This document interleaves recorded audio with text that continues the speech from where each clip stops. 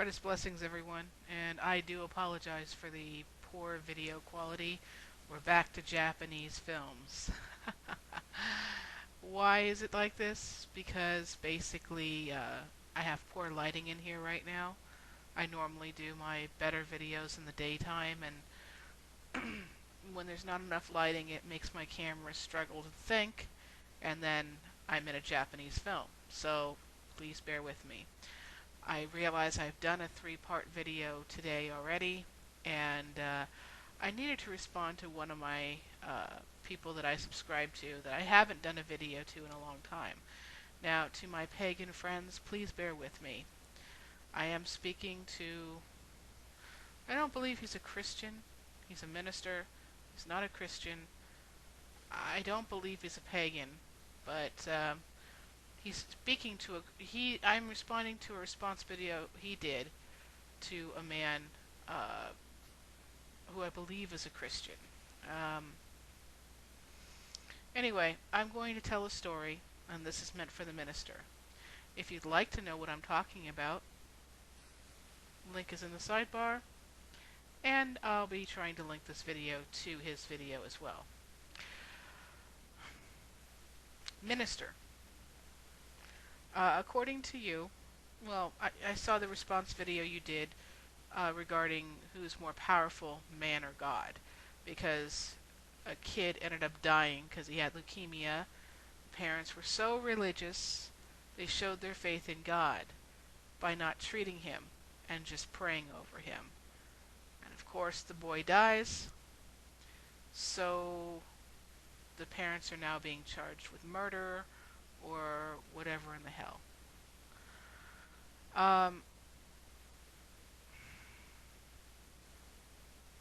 There's not a lot I can say to that, because I am very strong in my faith as well.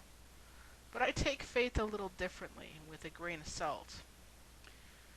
I'm going to tell you a joke that my grandfather used to tell me as a little girl. And it always stuck with me. And I think that this has a lot to do with this situation. Ready?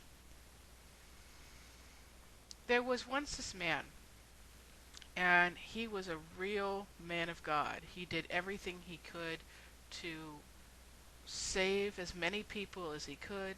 He did what he thought he needed to do as a good Christian man.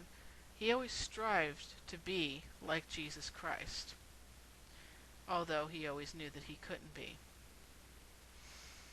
Now, this man ends up getting stuck in a flood. Now, some guys come along and try to help him out, and he responds, "No thank you, I've got it covered, God will provide. I've been a faithful servant of his my entire life, and God will provide." Well, the water's rushing pretty high up now, and it's up to his chest. And the another person comes along and says, "Hey, come on, get in the boat. I'll help you out." And he goes, "Nope, nope, not happening. God will provide. I, you know, I've had faith in him all my life, and God will provide. I've never let him down. He's certainly never going to let me down. I have faith. Move on." Well, she shrugs her shoulders and does so. By this time, it's up to his neck. And another boat comes along and says, "Would you get in the boat? We'll save you." And he goes, "No, God will provide. I know he's testing my faith right now, but this is just a test. God will provide." Well, he gets up to where he can just barely hold his head up and his lips just barely above the surface, and a helicopter comes along, drops a ladder to him and says, "Grab on." Like, "No, no, no, I know that my faith is being tested, and I will pass this test. God will provide." Well, needless to say, the man dies. And when he crosses the gates, the pearly gates, gets into heaven, and he sees God of all people, And he goes up to him, he goes, God, he goes, what did I do wrong? He goes, I served you all of my life. I My life was dedicated to you. I loved you. I was your humble servant. And he goes, and I had faith to the very end that you would save me, that I was your chosen.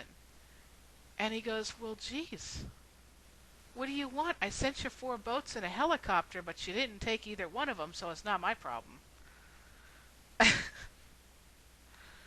This goes to show you that you can have faith in God as a Christian, or as a Jew, or as a Muslim, or as any religion.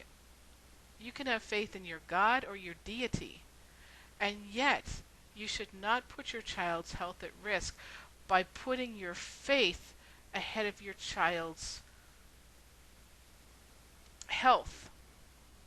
And the reason why is because whoever your God is, whoever your deity is, he has given us the brains in this head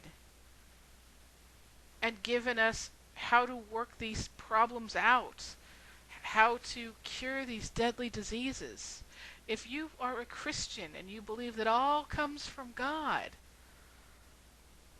then God gave you the gray matter upstairs to think things out and to reason and to come up and work through science and come up with these miracle curing drugs and all that stuff. Are you just going to throw that away because you think science and religion can't go hand in hand? You must have faith in God, yes, but have faith in what God gave you. You know, take advantage of all that's around. His plants, his herbs, the gray matter upstairs that shows you and tells you how to put these things together and cure these horrible diseases.